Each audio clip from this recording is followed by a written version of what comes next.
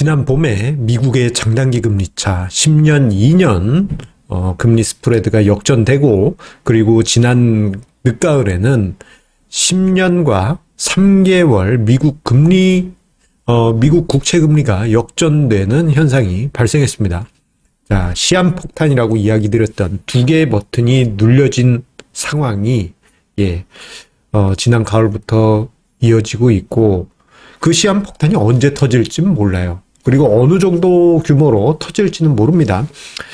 그런데 조금 이제 눈에 거슬리는 것 중에 하나는요, 미국의 10년, 2년 장단기 금리 차가 40년 내 최대 규모, 최대 폭이란 것입니다. 이게 주식시장을 보면은 그런대로 이제 조금 이제 부담이 적구나라고 생각할 수는 있는데, 장단기 금리차 수준이 40년 내 최대치다 보니 주식시장 관점에서는 좀 부담 요인이 될 수도 있습니다. 자, 오늘 증시 토크에서 이 부분에 대해서 다루어 드리도록 하겠습니다. 구독, 좋아요, 알림 설정과 함께 증시 토크 시작하도록 하겠습니다. 자, 앞서 언급드린 대로 미국의 장단기 금리차, 지난 봄에 10년, 2년 국채 금리가 역전됐고요. 그리고 지난 늦가을에 10년 그리고 3개월 국채 금리가 역전이 됐습니다. 워낙 가파르게 미국 기준금리가 인상이 되고, 이런 와중에 최근에는 장기금리 국채가 이렇게 꺾이기 시작했어요. 장기금리가 꺾이고 있다는 것은 경제에 대한 어떤 물음표가 만들어지는 것은 아닌가, 그런 우려감을 가지게 합니다. 급기야 최근에 미국 국채 10년과 2년 장단기 스프레드는 마이너스 84bp, 즉 마이너스 0.84%포인트까지 쭉 하고 밀려 내렸습니다. 자, 이 정도가 어느 정도냐 한번 보시도록 하겠습니다. 2019년 역전됐을 때, 그리고 2006년, 그리고 98년, 그리고 2000년 초, 그리고 89년 역전됐을 때 그 깊이하고 비교해 보시게 되면요, 지금 현재 역전된 깊이는 40여 년 전인 1980년대 이후 최대 깊이입니다. 특히 이게 엄밀하게 따지면 81년 말 이후 최대 깊이다 보니까 41년 내 최대라고 해도 과언이 아닐 정도로 장단기 금리차 역전폭이 큰 그런 상황입니다. 이 폭이 워낙 깊다 보니 주식시장을 그냥 평온하게 보다가도 장단기 금리차가 저거 점점 깊어가는데, 이러한 우려감을 가지게 돼요. 눈 한 구석이 뭔가 걸린 것처럼, 가시 박힌 것처럼 칼쭉칼쭉 하더라고요. 자, 그렇다면 이렇게 깊은 장단기 금리차 역전이 발생하고 있는 지금 현재 상황, 과연 주식시장에는 어떨까 생각을 해보게 되면요, 이렇습니다. 일단 우리가 지난 40여 년간, 82년 이후 40여 년간 보게 되면요, 장단기 금리차가 역전되고 나면 한두 해 후에 마치 시한폭탄이 카운트다운 따다다다다 하는 것처럼 한두 해 후에 뻥 하고 주식시장의 후유증이 크게 찾아왔죠. 자, 그랬었는데요. 그런데 한편 40여 년 전에, 앞서 자료를 보여드릴 때 40여 년 전에 보면 장단기 금리차가 아주 심각하게 역전됐던 시기가 분명 있지 않습니까, 여기요? 자, 요때는 증시가 어땠느냐 보시게 되면은, 오히려 의외로 주식시장이 그때 당시 미국의 S&P 500 지수 기준 고요했습니다. 지금 화면상의 보라색 선이 당시 미국의 S&P 500 지수인데요. 보시게 되면 상대적으로 고요했고, 그리고 한두 해 후에 뭔가 시한폭탄이 뿌냐 하고 터지는 게 없이 그 다음에 이제 80년대 대호황장이 찾아왔어요. 물론 80년 초에 S&P 500이 거의 140에 육박하다가 100 초반까지 밀려 내려오는, 어떻게 보면 올해 수준의 낙폭이 발생하긴 하였습니다만, 우리가 생각하는 어떤 대폭락장 이러한 수준은 아니었죠. 오히려 1차 오일 쇼크 때 낙폭이 더 심리적으로 그리고 분위기상 살벌했을 수 있겠다라는 생각이 들고, 그때 당시 보게 되면 장단기 금리차 역전이 그렇게 치명적이지는 않았다고 볼 수 있어요. 그런데 우리가 지금 시점으로부터 해서 40여 년 동안 보았던 장단기 금리차 역전 이후의 증시를 보게 되면 한두 해 후에 터졌잖아요. 뻥 하고. 그런 것을 감안해 보면 40년도 훨씬 전에 그때 발생했던 장단기 금리차 역전 때는 후유증이 적었습니다. 왜 그랬을까 곰곰이 생각해 보게 되면 혹시 1차 오일 쇼크 때 이렇게 확 눌렸던 부분이 선반영된 게 아닌가? 이런 생각을 가져보게 해요. 자, 그러고 생각해 보면 지난 40여 년 동안의 장단기 금리차 역전 그리고 증시 후유증 요 과정을 보게 되면 어떤 버블 형성 그리고 역전 후 붕괴, 버블 형성, 붕괴 이런 과정이 있었잖아요. 저 때를 보게 되면 버블이 있나? 붕괴 후 그다음에 한 5, 6년 뒤에 또다시 역전? 역전이 됐는데 이거 꼭 이게 또 뭐가 문제가 생겨야 되나? 이런 분위기였던 것이죠. 즉 선반영된 부분이 있습니다. 자, 그렇다는 의미는 한편 올해 주식시장이 먼저 좀 조정을 받은 부분이 이러한 맥락으로도 해석할 수 있지 않을까라는 생각을 해볼 수도 있죠. 일말의 기대. 그런데 일말의 기대라고 하기에는 좀 만만치 않은 부분도 분명 있습니다. 왜냐? 경기 침체와 역실적 장세가 요건 따라오기 때문입니다. 자, 지금 화면상에 미국의 10년 그리고 2년 국채의 금리 스프레드가 있는데요. 장단기 금리차 역전됐을 때를 제가 동그라미를 뿅뿅 쳐보도록 하겠습니다. 자, 70년대 말에서 80년대 초반, 그리고 89년, 그리고 98년에서 2000년, 그리고 2006년, 그리고 2019년, 이때 역전됐을 때 보게 되면 시간차는 있지만, 경기 침체가 반드시 찾았습니다. 지금 화면상에 보시게 되면 회색 음영이 쳐진 데가 있죠. 이렇게요. 요 영역이 미국에서 공식적으로 인정하는 경기 침체 시기입니다. 즉, 장단기 금리차 역전 후, 증시는 지난 40년 동안은 일단 안 좋았고, 그런데 80년 초반에 역전됐을 때는 그런대로 나쁘진 않았고, 증시는 딱 잘라서 뭐라 얘기할 수 없지만 확실한 것은 경기 침체는 찾았다라는 점이에요. 자, 경기 침체가 찾아오면 어떻게 됩니까? 기업들의 실적에 대한 우려감이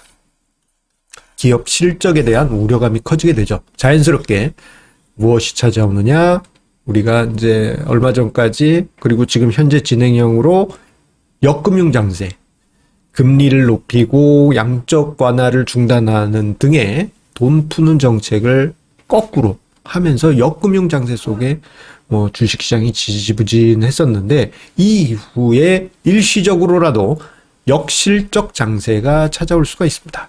역실적 장세는 역금융 장세 이후에 찾아오는 현상이죠. 실적이 급격하게 위축되고 주가가 약세 국면이 지속되는 특징이 있습니다. 그 이유는 경기가 안 좋아질지 모르니까 기업 실적이 안 좋아질지 모르고, 그렇기 때문에 주가가 선반영해서 먼저 하락하는 경향이 있어요. 그래서 실적이 발표되기 전에 이미 주가가 좀 안 좋게 흘러가는 모습이 있는데, 그게 역실적 장세의 전형적인 모습이라 할 수 있습니다.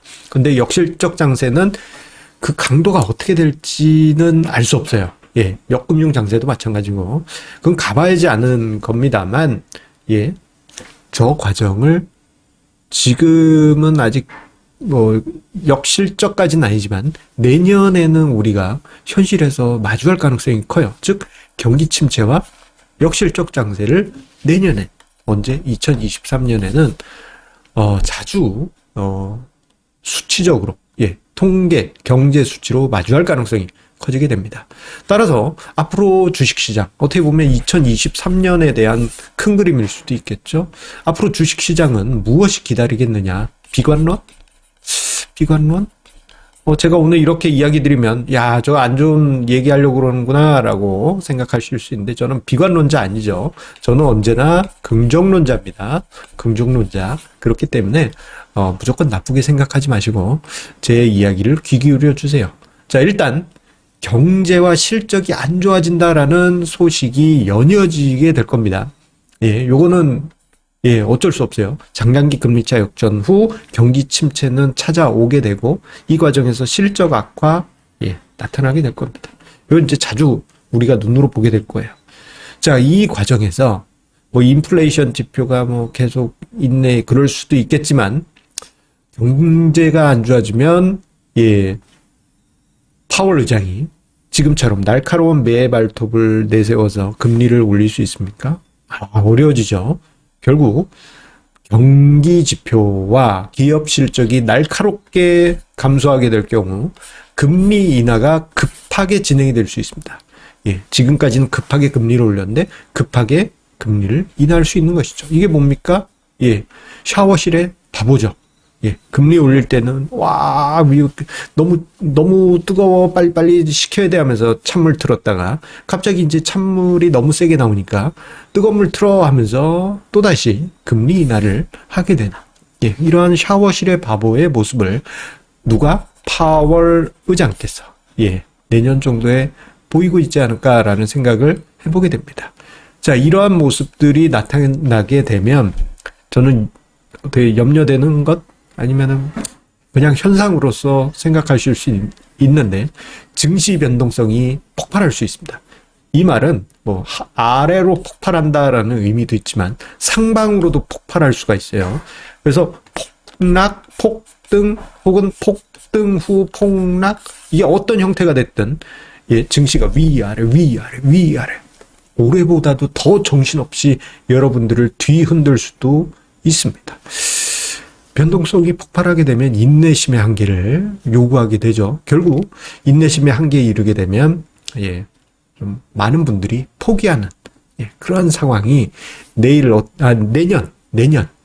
증시에 정말 찐으로 우리 인내심을 요구할 수 있습니다. 물론 올해처럼 많이 빠지진 않더라도 증시가 정신없이 위아래로 변동성을 보일 가능성이 크다는 것이죠. 실적이 악화될 것 같네 하면서 쭉 빠졌다가 미국이 기준금리를 인하했네. 야 이거 뭐야?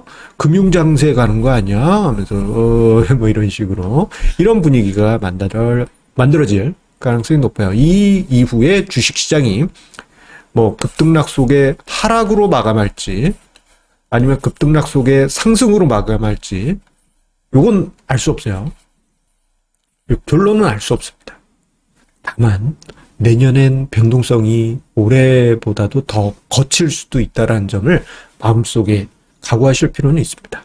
뭐 물론 1970년대 후반 80년대처럼 위아래 급등락을 하는데 올라가면 좋죠. 왜냐? 우리는 먼저 매를 맞았잖아요.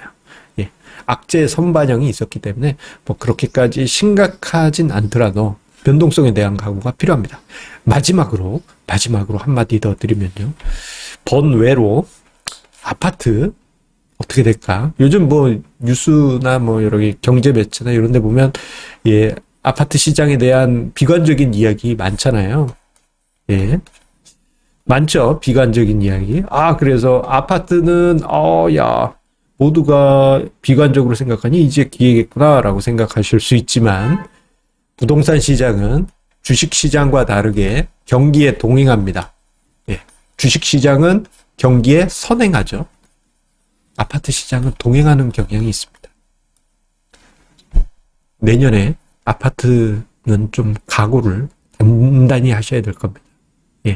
그냥 우리 살고 있는 아파트 단지가 뭐 몇 개월 작년에 얼마였는데 나는 이게 내 가격이라고 생각해 라고 했던 게 정말 황당한 가격에 가 있을 수도 있어요.